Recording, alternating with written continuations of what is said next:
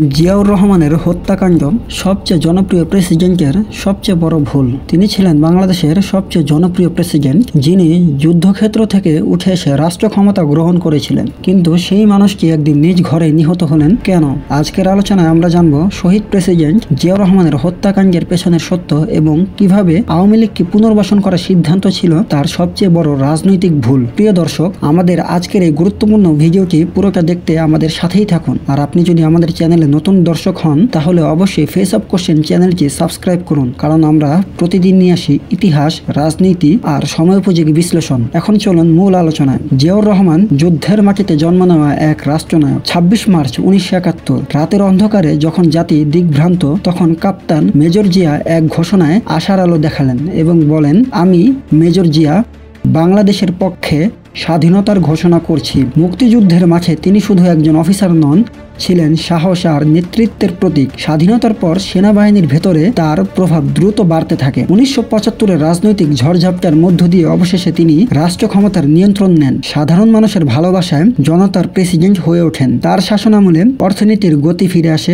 গ্রামীণ উন্নয়নের সূচনা হয় এবং বাংলাদেশকে এগিয়ে নেওয়ার নতুন স্বপ্নবনা শুরু হয়। জিয়ার জনপ্রিয়তার বিস্ময়। তিনি ছিলেন বাংলাদেশের এক বিরল নেতা, যিনি চেয়ারম্যানের ভাষা ছেড়ে জনগণের ভাষায় কথা বলতেন। রাজনীতির ময়দানে আসার পর তিনি প্রতিষ্ঠা করেন বাংলাদেশ জাতীয়তাবাদী দল বিএনপি। জিয়ার সময়ে দুর্নীতিমুক্ত প্রশাসন গড়ার চেষ্টা হয়, ধর্মীয় স্বাধীনতার নিশ্চয়তা দেওয়া হয় এবং বহুদলীয় গণতন্ত্রের প্রতিষ্ঠা করা হয়। বিশ্লেষকরা বলেন, বাংলাদেশের ইতিহাসে এত জনপ্রিয় রাষ্ট্রপতি আর আসেনি। আওয়ামী লীগকে পুনর্বাসন এক মর্মান্তিক সিদ্ধান্ত। 1975 সালের পর আওয়ামী লীগ কার্যত নিশ্চিহ্ন। তবে জিয়া ভাবলেন, দেশের রাজনৈতিক স্থিতিশীলতার জন্য সব দলকেই সুযোগ দিতে হবে। তাই ভারত থেকে ফিরিয়ে আনেন শেখ হাসিনাকে। আওয়ামী লীগকে রাজনীতিতে ফিরতে দেন সুস্থ প্রতিযোগিতার আশায়। কিন্তু কে জানতো এই সহনশীলতার ভবিষ্যতের এক মরণ ফাঁদ হয়ে দাঁড়াবে। রাজনৈতিক শত্রুরা আবার মাথাচাড়া দিয়ে উঠবে এবং শেষ পর্যন্ত তিনি তাদের নির্মম ষড়যন্ত্রের শিকার হবেন। চক্রান্তের জালে হত্যার রাত। 30 মে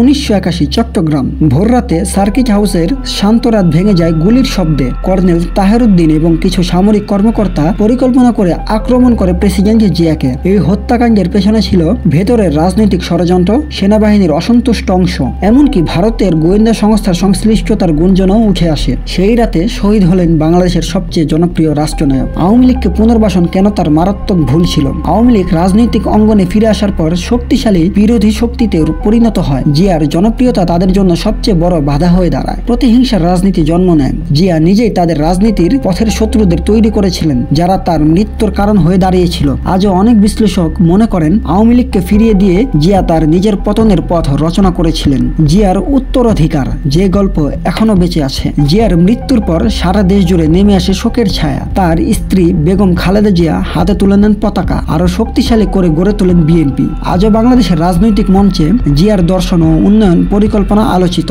সমর্থকরা আজও বলেন, জিয়া ছিলেন শহীদ রাষ্ট্রনায়ক, জনগণের আসল বন্ধু।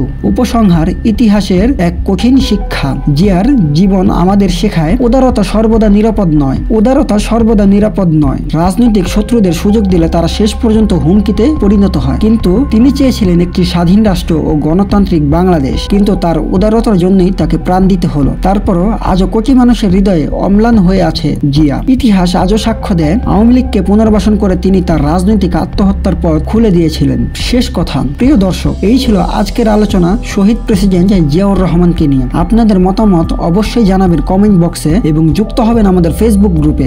ভিডিওর ডেসক্রিপশনে গ্রুপের লিংক দেওয়া আছে, চাইলে এখনই যোগ দিতে পারেন। আর এখনো যদি আমাদের ফেস অফ কোশ্চেন চ্যানেলটি সাবস্ক্রাইব না করে থাকেন, দয়া করে এখনই সাবস্ক্রাইব করুন এবং বেল আইকনটি চাপ দিন। সত্যের পথে আমরা হাঁটবো একসাথে। দেখা হবে পরবর্তী ভিডিওতে। আল্লাহ হাফেজ।